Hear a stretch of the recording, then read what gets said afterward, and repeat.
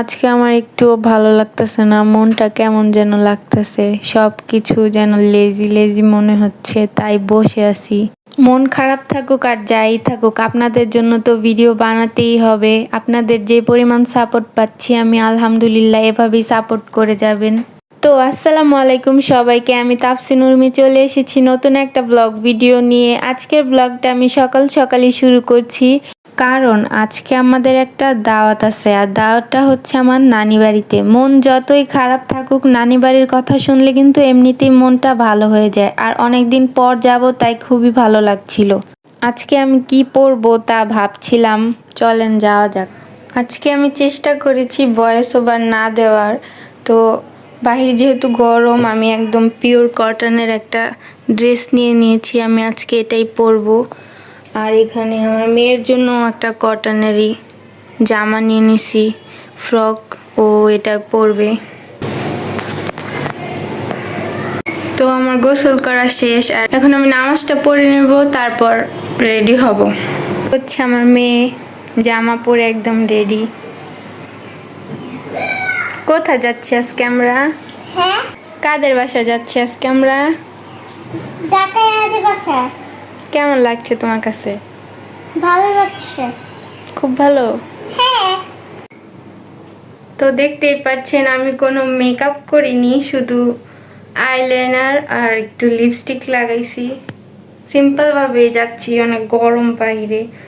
আমি এক হাতে ফজলের একটা ঘড়ি পরে নিছি, আর অন্য হাতে চুড়ি পরছি। আর ইম্পর্টেন্ট যেটা ব্যাগ, সেটা তো নিতেই হবে, তো আমি ব্যাগ নিয়ে নিছি। তো এই হচ্ছে আমার ফাইনাল লুক। সাথেই থাকুন, কথা হবে নানু বাড়িতে গিয়ে। এখান দিয়ে অজিহাকে জুতা পরানোর চেষ্টা করা হচ্ছিল, সবসময় জুতা পরানো নিয়ে বিরক্ত করে, আর এখনও সেটাই বিরক্ত করছিল।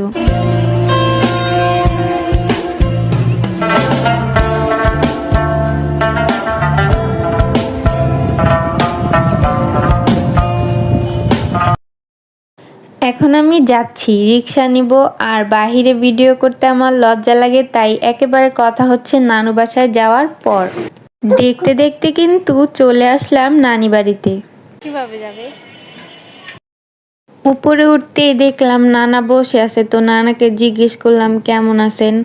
আর এখানে আগে আসলেই দেখতাম নানি বসে থাকতো, কিন্তু নানি এখন আর নাই। তো স্মৃতিগুলা শুধু আমার চোখে ভাসছিল।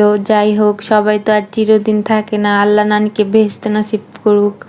আর এখন আমি যাচ্ছিলাম ভেতরের দিকে, জানি না কেন মিরর দেখলেই শুধু ভিডিও করতে মন চায় আমার। আমি এখন মামিকে খোঁজার জন্য যাচ্ছিলাম, সব ঘর ঘুরে ঘুরে দেখছিলাম, কোনো ঘরে মামি নেই। তো মামি বোধহয় রান্নাঘরে। আবার ওই ঘরে এসে আমি মিরর দেখে একটু ভিডিও করে নিলাম।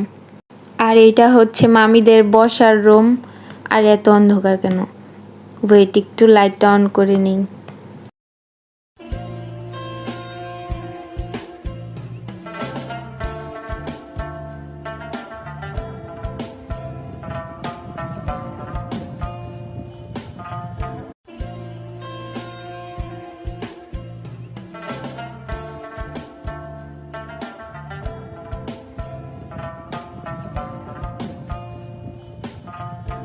এটা হচ্ছে ছোট মামির রুম।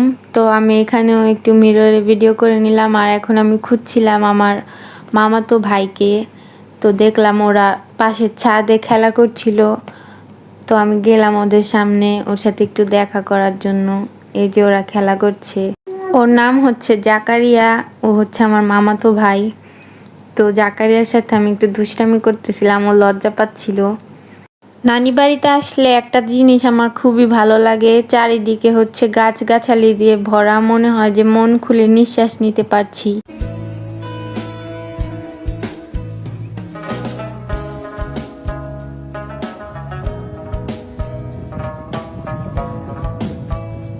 সবাই বসে খাওয়া দাওয়া করছিল, মামি খাবার বেড়ে দিচ্ছিল, আর বাহিরে শুরু হয়ে গেছে একদম ঝুম বৃষ্টি।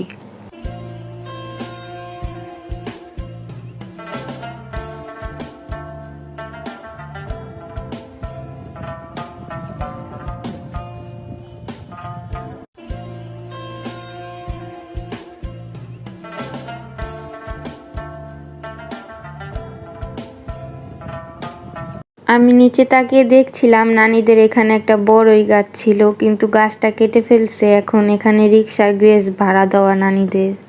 এদিক দিয়ে মাম্মারা বসে খাবার খাচ্ছিল, আর আমি এখন বসলাম খাওয়ার জন্য।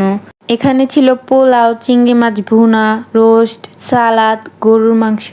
রোস্টটা দেখতে যেমন লোভনীয়, খেতে কিন্তু তার থেকেও বেশি লাজবাব। আর সর্বশেষ মামি দই দিয়ে দিল। খাওয়া দাওয়া শেষ করে আমি এখন একটু হাঁটছিলাম। আরে আমি কই, আমাকে তো দেখাই যাচ্ছে না। এখন দেখলাম অজিহা আর জাকারিয়া বসে খেলা করছিল পাজল ব্লকগুলা। ওরা মেলানোর চেষ্টা করতেছিল, কিন্তু কেউ কাউকে ধরতে দেয় না। আর এখন মামি আম কেটে দিল, বসে বসে আম খাচ্ছিলাম। অন্যদিকে দেখলাম মামি খেজুর কেটে নিচ্ছে। দুধ সেমাইয়ের মধ্যে নাকি খেজুর দিবে, এটা নাকি বিক্রমপুরের মানুষরা খায়। তো আমি প্রথমবারই খাবো, খেতে এটার টেস্ট কেমন হয় আপনাদেরকে জানাবো। আপনারা চাইলে সেমাইয়ের মধ্যে খেজুর দিয়ে খেতে পারেন, এটার টেস্ট খেতে খুবই মজা। আজকের ব্লগটা এখানেই শেষ করছি। দেখা হবে অন্য কোনো দিন আমার লাইফের কিছু অংশ বিশেষ নিয়ে। ততক্ষণ পর্যন্ত ভালো থাকবেন। আর হ্যাঁ, অবশ্যই আমার চ্যানেলটাকে সাবস্ক্রাইব করবেন, লাইক বাটনে একটা লাইক দিবেন। আল্লাহ হাফেজ।